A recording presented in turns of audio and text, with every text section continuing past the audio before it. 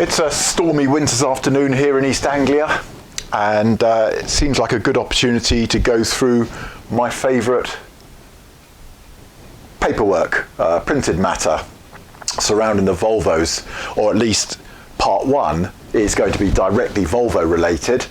and then I plan to do a part two, which is my favourite automotive books, general automotive, not specifically Volvo at all. So what I hope to do is go through halfway logically, in other words, starting off at the purely practical